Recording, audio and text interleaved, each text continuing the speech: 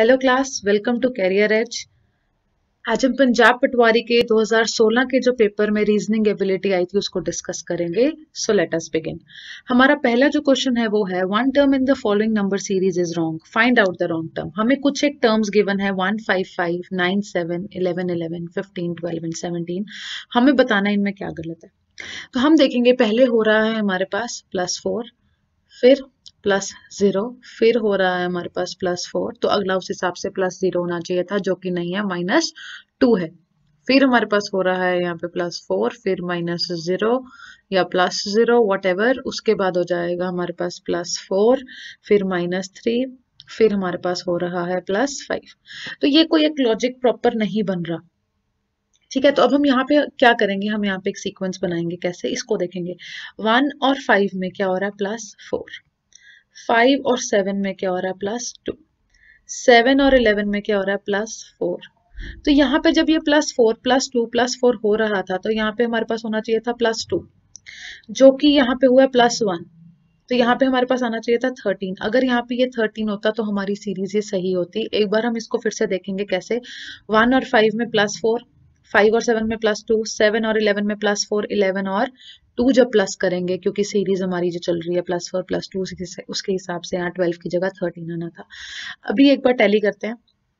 5 और 9 में +4, 9 और 11 में +2, 11 और 15 में +4, 15 और 17 में क्या था हमारे पास, +2। तो हमारे पास जो सीरीज चल रही है यहाँ पे वो क्लियरली क्या है, +4 +4 +2 +4 +2। तो इस हिसाब से हमारा ये आंसर यहाँ पे क्या होगा, ऑप्शन नंबर बी। यहाँ पे हमारे पास 12 है, हमारे पास होना चाहिए था 13। ओके, अभी हम नेक्स्ट क्वेश्चन पे चलते हैं। Find the next term in the alpha numeric series. क्या है, Z1A, X2D, V6G, T21J, R88M, P445P। अगली टर्म हमें बतानी है क्या होगी। अल्फा न्यूमेरिक क्या होता है, जिसमें अल्फाबेट्स और न्यूमेरिक दोनों हो। वो जो सीरीज चल रही है हमें उसको कंटिन्यूटी में बनाना है। अभी इसके अंदर हमारे लिए जो बेसिक कंसेप्ट हमारा क्लियर होना चाहिए वो ये है कि हमें हर जो भी अल्फाबेट्स हैं उनका हमारे पास नंबर याद होना बहुत जरूरी है। जैसे Z जाता है 26 पे और A जाता है हमारा 1 पे, X जाता है हमारा 24 पे और हमारा जो D है वो जाता है 4 पे, V जो है वो हमारा जाता है 22 पे, सिमिलरली जो G है वो जाता है 7 पे। अभी यहाँ पे हम इसको कंटिन्यू करेंगे। जो हमारा T है वो हमारा जाता है 20 पे, जो J है वो जाता है 10 पे, R जाता है 18 पे, M जो है वो जाता है 13 पे, P जाता है 16 पे एंड अगेन जो है P वो जाता है 16 पे। तो पहले हम जैसे Z1A है, हम इसका पहला वाला उठा लेंगे, Z की वैल्यू ये। अगला X2D की वैल्यू उठा लेंगे, X की विच इज 24। सिमिलरली V की वैल्यू है 22, T की वैल्यू है 20, R की वैल्यू है 18, P की वैल्यू है 16। अब यहाँ पे हम क्या नोटिस कर रहे हैं, अ डिफरेंस ऑफ 2। तो यहाँ पे भी जब डिफरेंस ऑफ 2 चेक करेंगे तो वैल्यू आ जाएगी हमारे पास 14। कैसे, 26 minus 2 is 24 minus 2 is 22 minus 2 is 20, 20 minus 2 is 18 and 18 minus 2 is 16। तो सिमिलरली 16 में से जब हम 2 माइनस करेंगे हमारे पास 14 आ जाएगा। तो हमें पता है यहाँ पे जो भी वैल्यू आएगी, जो भी नाम आएगा, उसकी जो वैल्यू होगी वो होगी 14। अभी हम देखेंगे अगली चीज। उसके बाद अब हम लास्ट वाली वैल्यू चेक करेंगे। यहाँ पे क्या पैटर्न फॉर्म हो रहा है वो देखेंगे, 1, 4, 7, 10, 13, 16। तो अगली वैल्यू क्या होगी हमारे पास। अब ये हमारा पॉइंट है कि अगली वैल्यू क्या होगी। अगली वैल्यू हम अब जो चेक करेंगे वो कैसे चेक करेंगे। 1 में जब हम +3 कर रहे हैं तो क्या बन रहा है, 4। 4 में +3 करेंगे 7, +3 10, +3 13, +3 16 एंड +3 इज 19। तो हमें क्या पता चला यहाँ पे कि जो एंड में आएगा उसकी वैल्यू जो हमारे पास होगी वो होगी हमारे पास 19।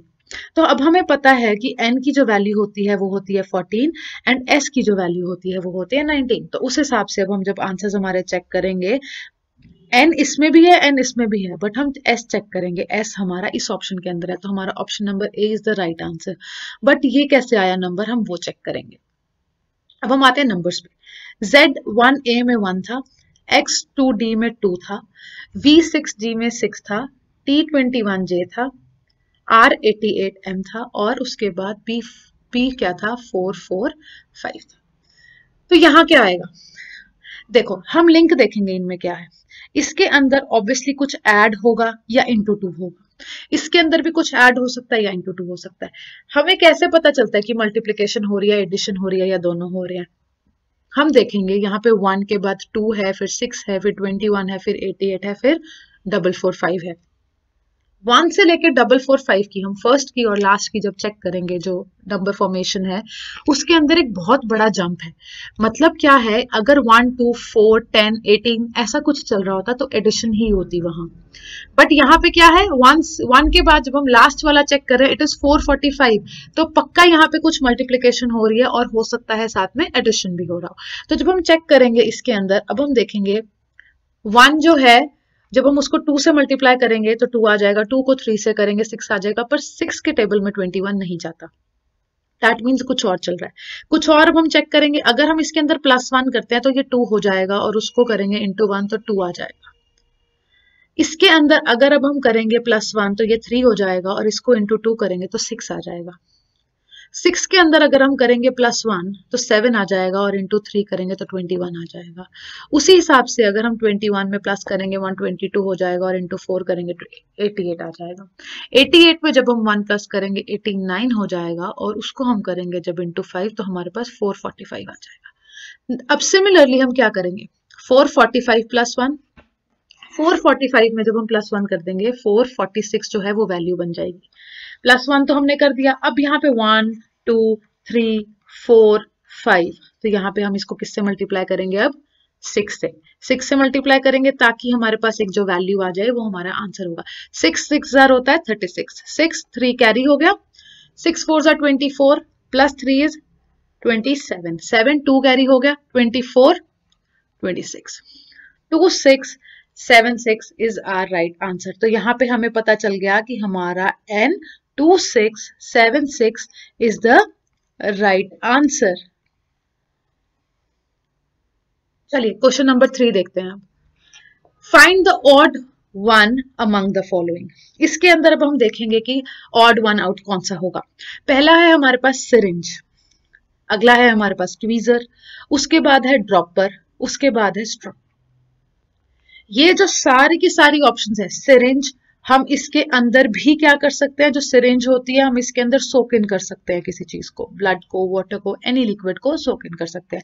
सिमिलरली ड्रॉपर में भी कर सकते हैं, सिमिलरली हम स्ट्रॉ में कर सकते हैं। ट्वीजर में हम नहीं कर सकते, ट्वीजर में हम सोक इन नहीं कर सकते हैं, उसके अंदर हम एयर प्रेशर को कंट्रोल कॉम्बिनेशन नहीं कर सकते उसका, इसलिए हमारे पास जो ऑप्शन नंबर 1 है, 3 है एंड 4 है वो सेम कैटेगरी के हैं, वो सोक इन कर सकते हैं, बट ट्वीजर नहीं कर सकता। तो option number B is the right answer.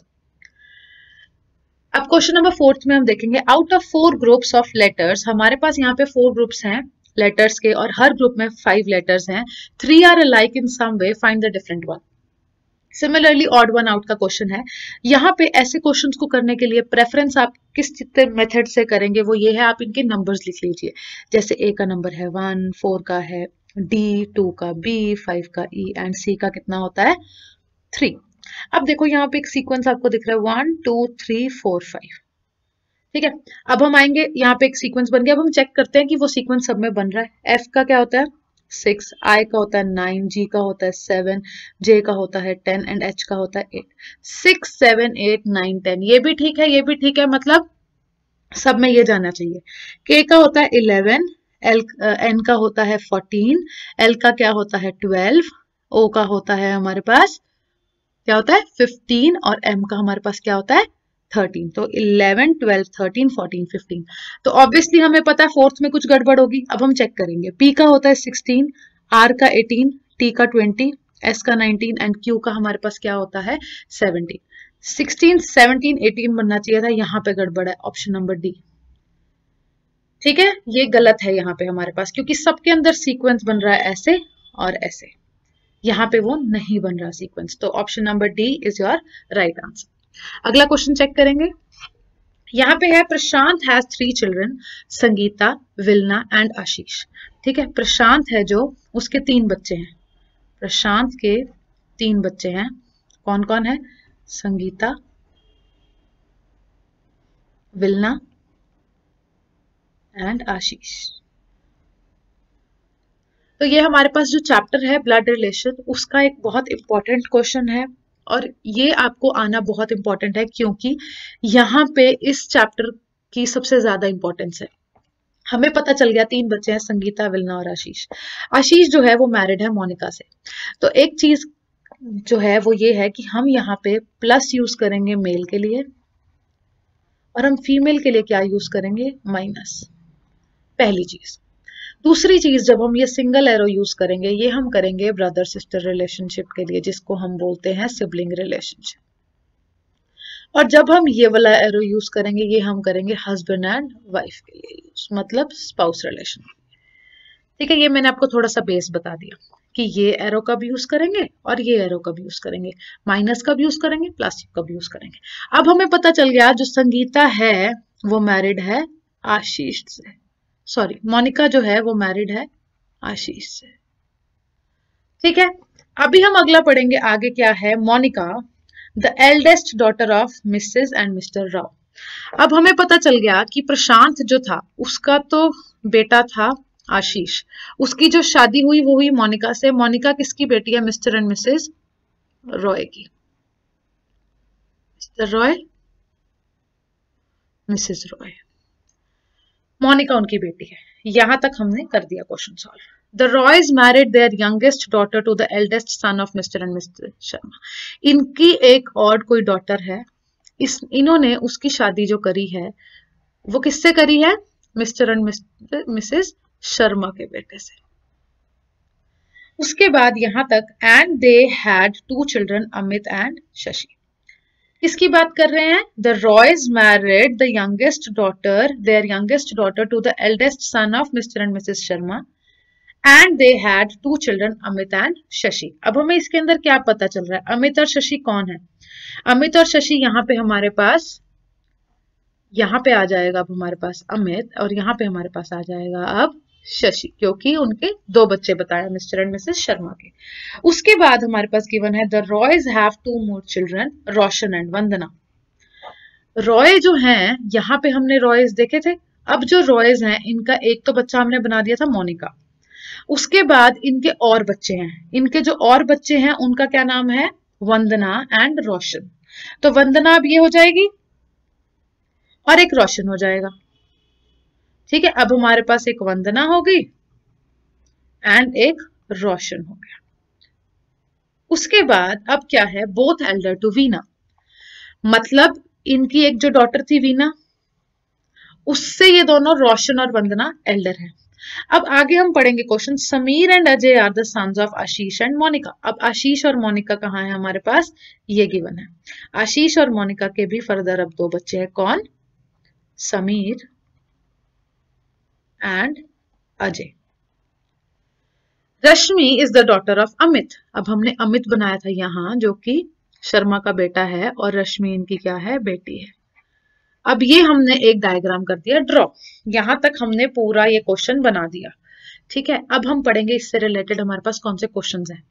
How is Sameer related to Monica's father. Sameer क्या लगता है मोनिका के फादर का। समीर है यहाँ, मोनिका के फादर है यहाँ। समीर इनका क्या लगता है, देखो मिस्टर रॉय की बेटी है मोनिका, मोनिका का बेटा है समीर, तो वो इनका क्या लगा, ग्रैंडसन। ग्रैंडसन कौन होता है, जो हमारे बच्चों का, ये अगर हमारी जनरेशन है, ये हमारे पेरेंट्स की जनरेशन है, और जो हमारे बच्चे होंगे, चिल्ड्रन होंगे, वो क्या लगेंगे, इनके हम चिल्ड्रन लगे तो ये जो हमारे फर्दर चिल्ड्रन होंगे उनके साथ जो रिश्ता बन जाएगा वो बन जाएगा ग्रैंड। और आगे हम साइन चेक कर लेंगे, अगर तो साइन होगा ये तो हो जाएगी ग्रैंड डॉटर, एंड अगर साइन होगा ये तो क्या बन जाएगा, ग्रैंड सन। तो यहाँ पे अब हमें पता है कि जो समीर है वो क्या लगा, रॉय का ग्रैंड लगा, और साथ में समीर क्या है हमारे पास, मेल कैटेगरी, तो वो ग्रैंड सन हो गया। तो option number C is your right answer. How is Mrs Roy related to Ashish. Mrs Roy जो है वो आशीष की क्या लगती हैं, ये हम चेक करेंगे अभी।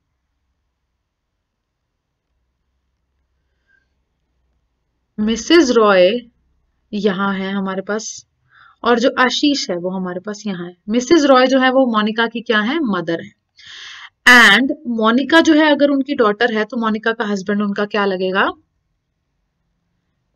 सन इन लॉ। तो मिसेज रॉय क्या लगेंगी आशीष की,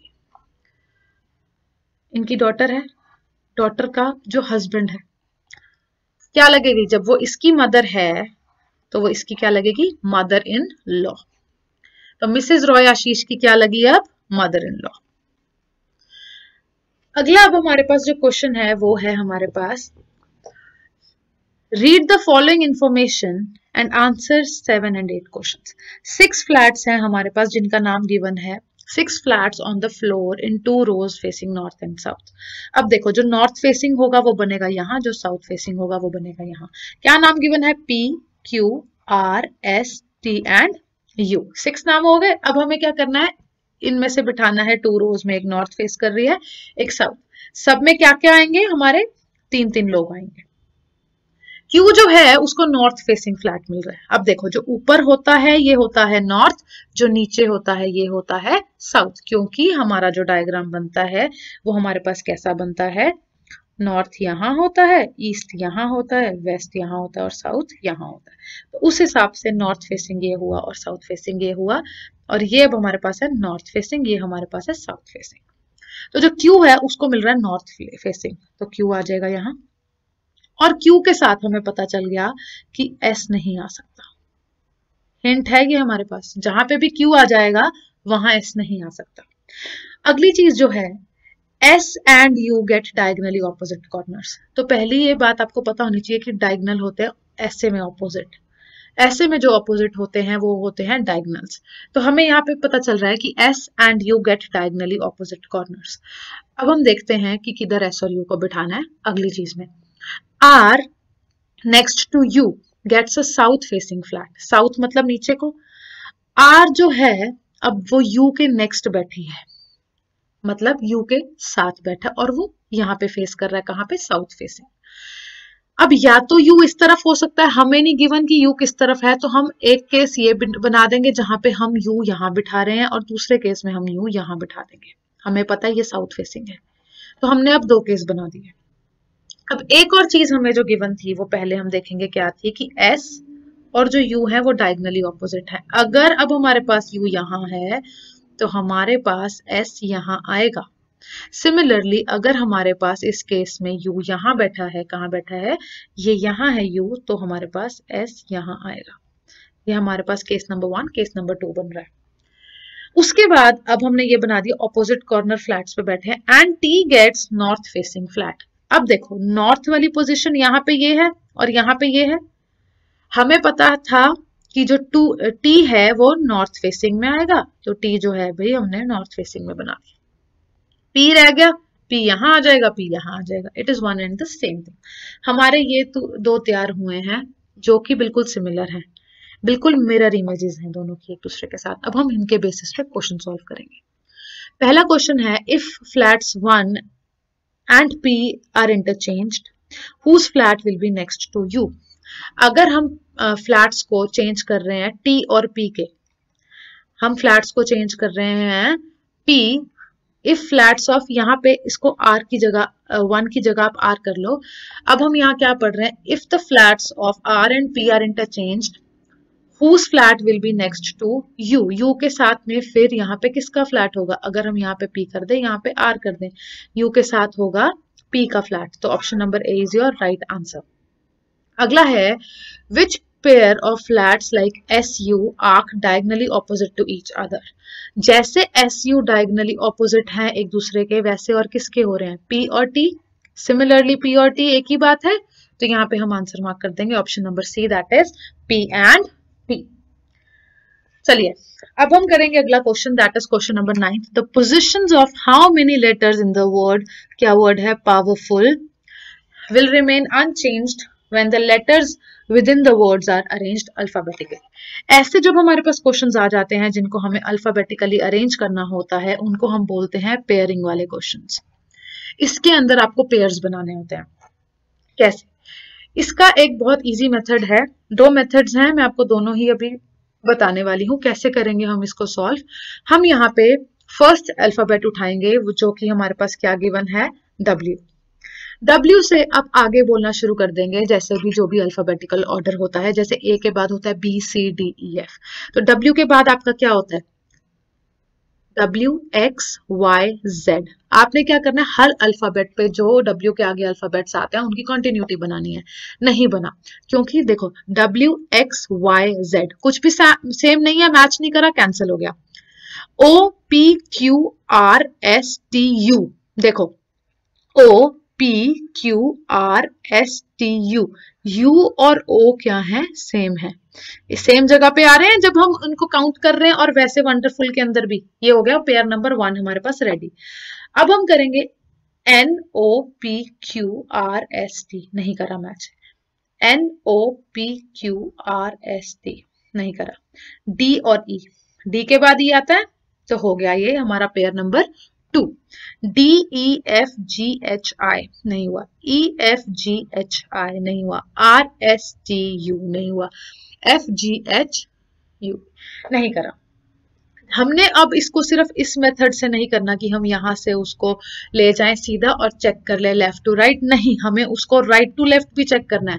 सो लेट अस बिगिन। अब यहाँ पे है L, L के बाद हमारे पास आता है, क्या आता है, LMNOPQRST नहीं मैच करा, UVWXYZ नहीं करा, उसके बाद FGHIJKL नहीं कर रहा, RSTUVW। देखो पेयर नंबर क्या बना हमारे पास, 3, R से लेके W का, क्योंकि सेम आते हैं जितने उनके अल्फाबेटिकल ऑर्डर में भी आते हैं।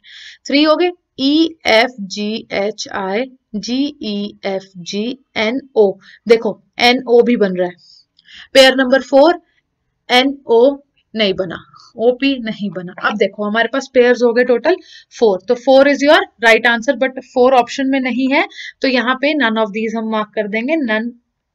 ठीक है, यहाँ पे नन ऑफ दीज कर लीजिएगा।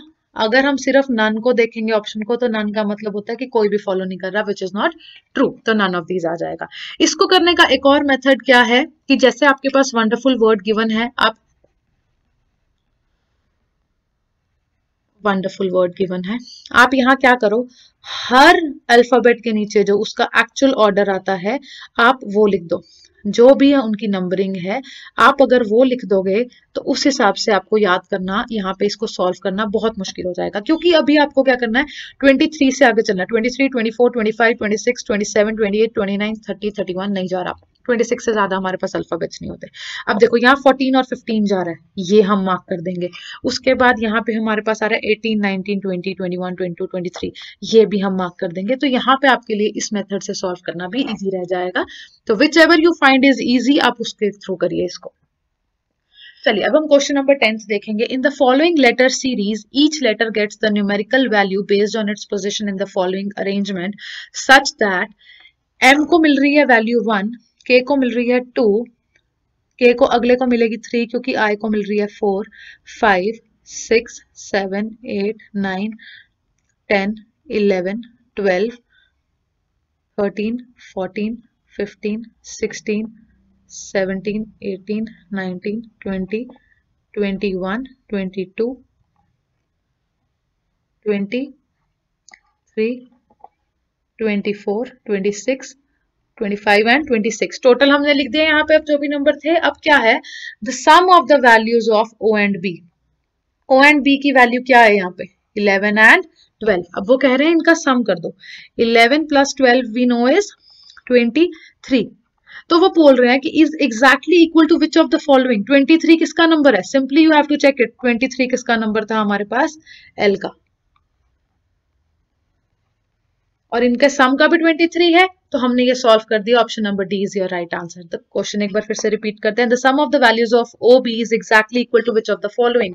OB की जो वैल्यू है that is 11 plus 12 is 23 is equal to what, 23 पे हमारे पास L आ रहा था, तो L is your right answer. Question number 11 देखेंगे। In a queue Shikhar is 9th from the back. ये हमारे पास रैंकिंग का है। अब क्वेश्चन, जो शिखर है उसकी वैल्यू क्या है, 9th फ्रॉम द बैक। मतलब अगर हम बैक से देखेंगे तो शिखर की वैल्यू जो है वो है 9th। अरुण की जो वैल्यू है, अरुण's प्लेस इज 8th। अरुण की जो 8th प्लेस है वो है 8th फ्रॉम द फ्रंट। तो जब हम फ्रंट से बात करेंगे तो अरुण की वैल्यू कितनी आ रही है हमारे पास, 8th।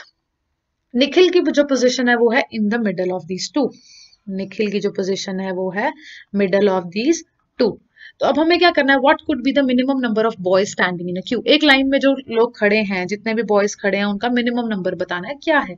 तो ऐसे क्वेश्चन में अब हम क्या करेंगे, देखो हम क्या करते हैं, यहाँ पे हमें पता है अगर हम फ्रंट से शुरू करेंगे तो अरुण का तो है 8th रैंक, और अगर 8th रैंक को हम लास्ट भी मान ले तो भी अगर हम यहाँ से वापस जाना शुरू करेंगे शिखर के लिए तो शिखर का 9th रैंक है, इसका मतलब कम से कम तो 9 लोग बैठे हैं बीच में।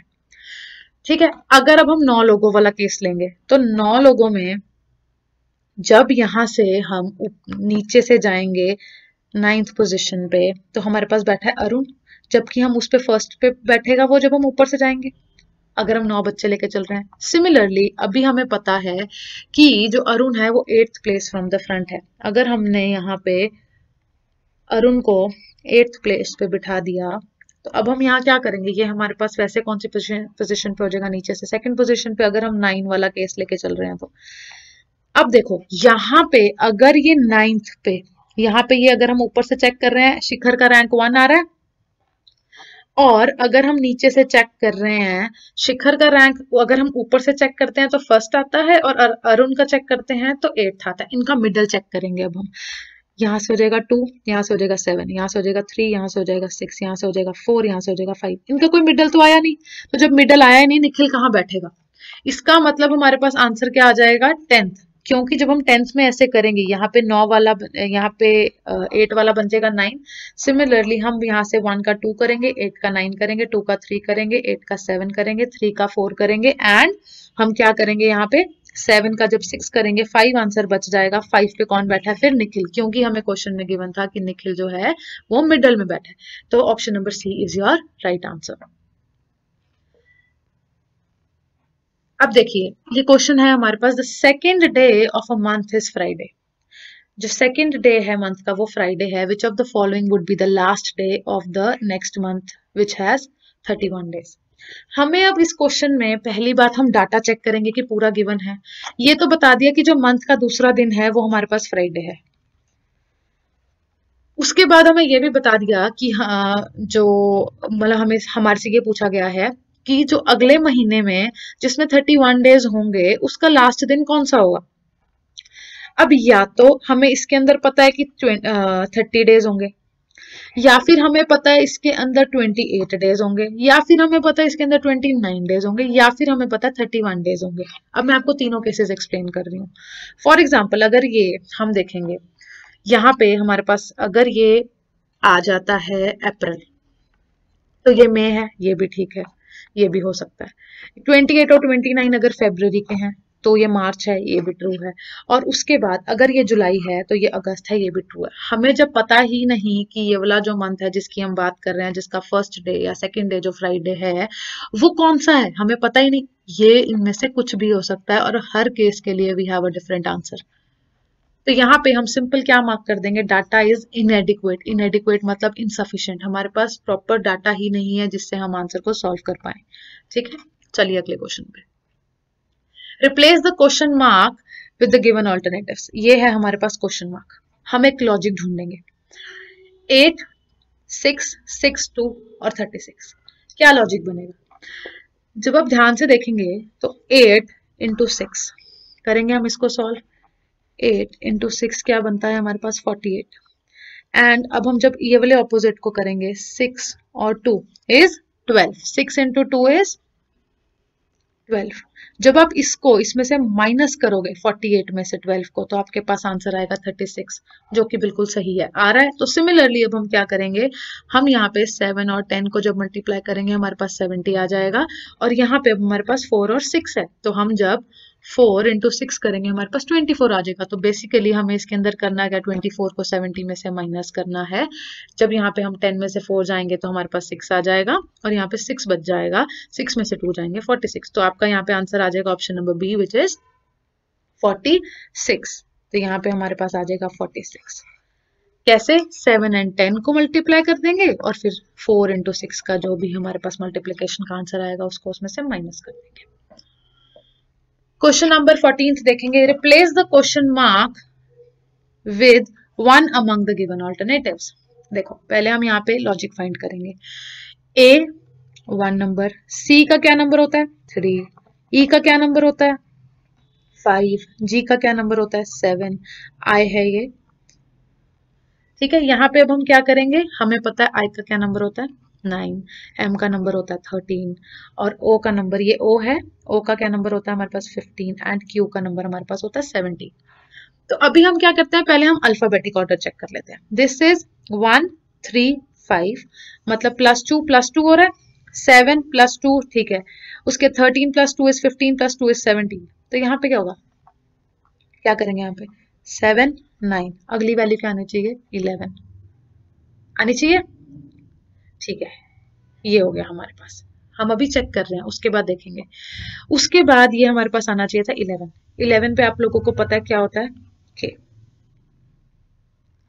हमने अल्फाबेटिक तो कर दिया सॉल्व हमारे हिसाब से, और अब हमारे को दिख रहा है कि ऑप्शन नंबर ए में भी के है, बी में भी के है, सी में भी के है।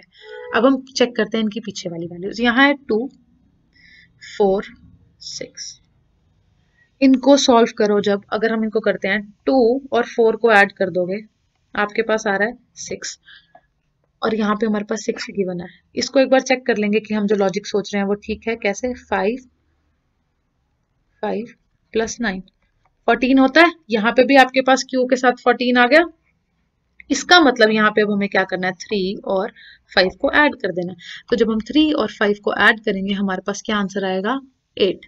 तो हमारे पास यहाँ पे आ जाएगा K8। अब हम चेक करेंगे, ऑप्शन है, ऑप्शन नंबर बी है K8।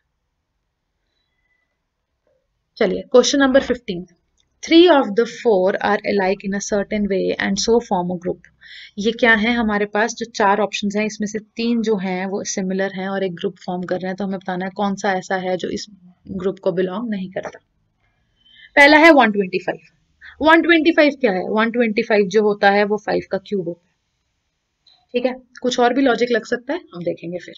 उसके बाद 525, 525 किसी का भी क्यूब नहीं होता, क्या पता मल्टीप्लीकेशन हो, that will check letter on.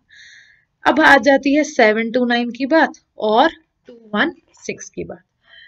अब आपको यहाँ पे कुछ लॉजिक दिखेगा, क्या ये जो है ये 9 का क्यूब होता है, ठीक है। तो यहाँ पे अब हमारे पास ये सेकंड वाला तो किसी का क्यूब नहीं बना, बट ये हमारे पास 9 का क्यूब बन गया, option number C. And similarly जो अगला है ये किसका क्यूब होता है, 6 6 36 6 ये किसी का क्यूब नहीं है। जब ये किसी का क्यूब नहीं है तो यही हमारा आंसर होगा, which is option number B. यहाँ पे बेसिकली क्या यूज करें हैं इन्होंने, क्यूब्स यूज करें हैं सबके। चलिए नेक्स्ट क्वेश्चन चेक करते हैं। Find the minimum number of straight lines to construct the given figure. ये फिगर जो हमारे पास है इसके लिए कितने ही मिनिमम हम लाइंस यूज करेंगे। इसके दो मेथड्स हैं। पहला क्या, आप लाइंस काउंट कर सकते हैं, जैसे पहले आप ये स्क्वायर गिन लो, उसके बाद फिर आप ये चीज गिन लो एंड ऐसे। अदरवाइज आपके पास ये ऑप्शन है, आप पॉइंट्स को नाम दे दो, A B C D E F जी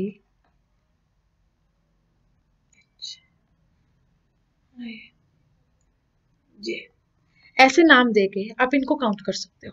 जैसे A to B1, B to C2, C to D3, E to D4, F to E5, F to A6, A to D7, E to B8, F to H9, G to B10, A to D11, F to C12।